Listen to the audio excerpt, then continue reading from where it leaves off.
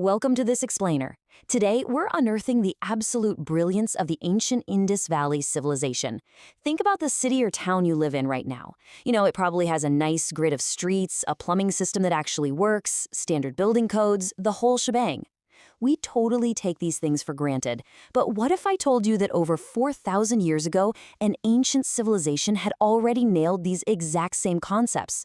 We're going to dive into the architectural and urban legacy of a people who were literally millennia ahead of their time. Okay, let's set the scene. Imagine a massive Bronze Age society sprawling across 1.25 million square kilometers. We're talking about a staggering population of 1 to 5 million people.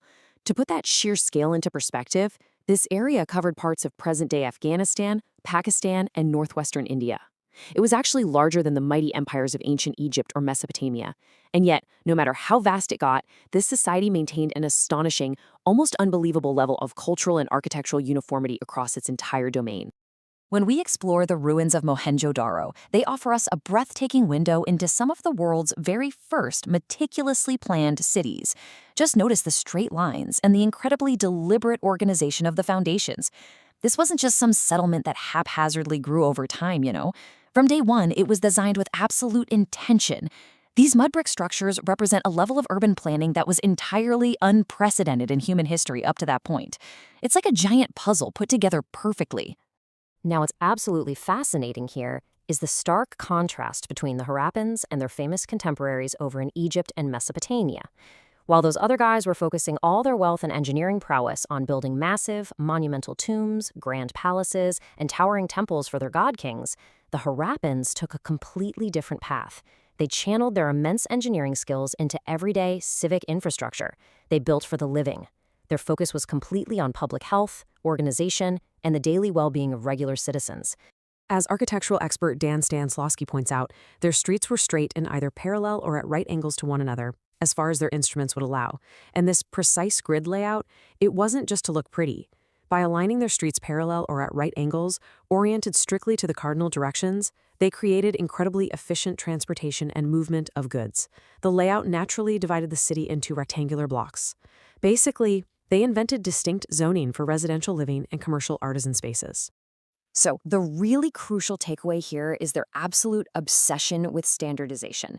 Their baked clay bricks were uniformly sized at exactly 30 by 20 by 10 centimeters. It didn't matter if you were in a bustling city in the north or a small town hundreds of miles south. The building blocks were absolutely identical.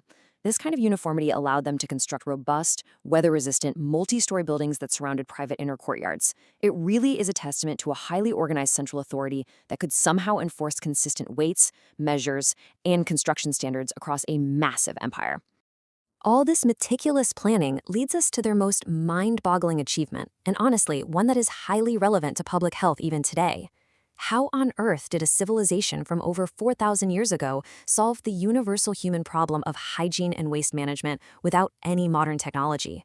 Seriously, they managed waste better than many modern towns do right now. Let's walk through this, because it is pure engineering genius. Step 1. Water was drawn from a private well located right inside the home. This clean water was used in a dedicated bathing room. Then, Step 2. The wastewater traveled down these specially designed terracotta pipes. Step 3. Those pipes fed into covered brick-lined drains running along the major streets outside. And finally, Step 4. These public drains emptied into... Next part is tomorrow coming. Please subscribe. Watching to next part. Baby.